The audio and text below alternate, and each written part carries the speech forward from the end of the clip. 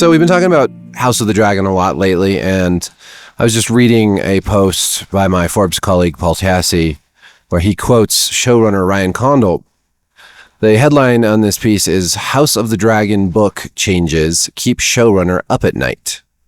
So Ryan Condal was speaking with Esquire about how difficult it is to adapt this part of Fire and Blood into a show. For me, necessary changes in the translation of something from one medium to another seem less controversial, Condal said. People have to understand that I have 200 pages of prose to work with to make 4 seasons of television, and this stuff, believe me, keeps me up at night more than anybody. But between season 2 and season 3, I just realized that I really can't live like this anymore, just worrying about every little thing. I have to trust my instincts, as somebody who's read Fire and Blood probably more than anybody else on the planet at this point. And I still regard this adaptation as tremendously faithful to the overall text and the broad story that it is telling, even when there are individual moments that are surprising or different. This is a really tricky one for me because I don't think he's saying anything particularly wrong here. Like, let me shut this door. That hail's just like marble-sized hail coming down out there. I don't think that Condal is saying anything particularly wrong here. Obviously, it is very difficult to adapt something like Fire and Blood, like just this one story from Fire and Blood, which doesn't have a lot of dialogue, right? It's mostly conflicting reports of different events taking place in this civil war between the Targaryen factions. At the same time, well, let me say one more thing. I think that some of the changes, like to Viserys in season 1 and to Aegon in season 3, where these characters are kind of fleshed out and made more sympathetic and more interesting, I think those are great changes. And so I think that when you make a change like the change to Viserys in season 1, and you get such great feedback from even from George R.R. Martin at the time, it's pretty easy to just get like a little full of yourself probably and be like, wow, we made some really great changes to this. Let's keep going. And again, this leads into that whole butterfly effect thing where small changes have big consequences. I just made a video about how the battle at Tumbleton is so different. And I get it again. I think I know why they're doing this. They wanted to set it up so that there was more of a villain figure in season 3. And so they brought in Ormond as a much more prominent figure. And I think that was fine. They gave a lot more emphasis onto why Ulf would turn against Ormond, or first against Rhaenyra and then against Ormond, against the nobles, I guess. But these are big changes, and what bothers me about what Condal's saying, like that it keeps him up at night, and that he's saying that it's tremendously faithful, is that it just really isn't. And we can argue back and forth all day long on whether these changes are better or worse. We can argue whether they're necessary or unnecessary. I mean, obviously, some changes are going to be necessary. Translating a 200-page history into a 4-season television show. But there's like big narrative beats that are so different at this point that I just wonder, like, okay, it kept you up at night, and then you stopped caring because you had to trust your instinct. But why not just trust the text? Why not just trust the text that you're working with? Why make such a big change to Alicent's relationship with Rhaenyra?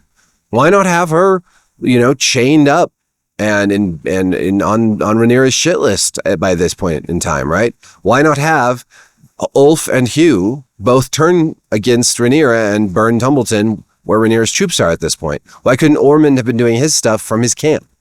Like, why do all of these changes need to happen? I understand bringing like some of these changes so that you can have more prominent characters, just because TV it requires this is not a narrative story, right? This is a history. So translating it into television, obviously you're going to have to do some of this stuff, but why do they have to fundamentally change the arc of the story itself?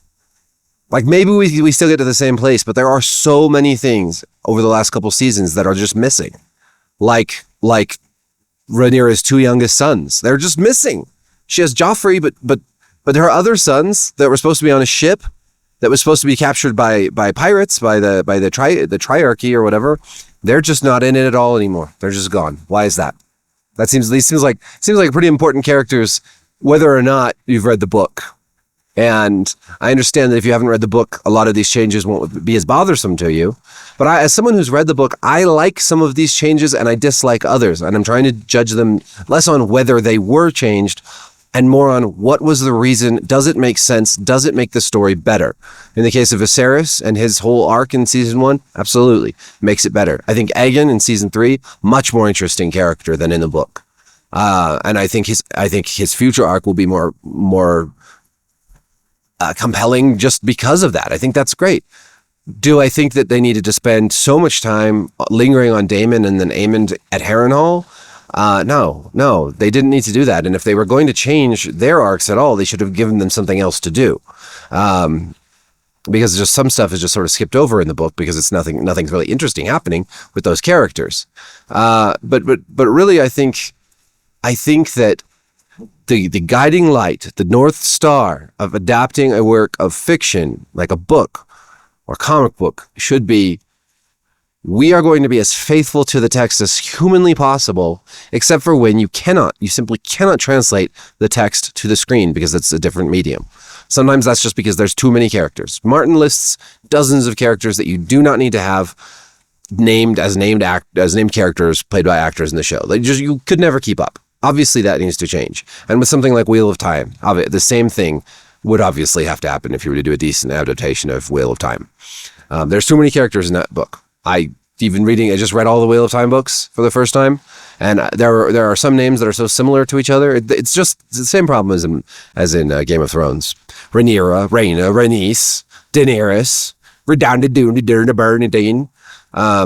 Drives me crazy as a writer when I have to write all these names out, and sometimes I just put the wrong one in because they sound so similar and they're spelled so much alike. But it helps with the verisimilitude and the immersion, right? There's a lot of Henrys and Edwards and Athelstans and Athelflacks and Ben Afflecks and stuff in English history. So anyways, I just wanted to do a short video on this. I don't need to keep rambling.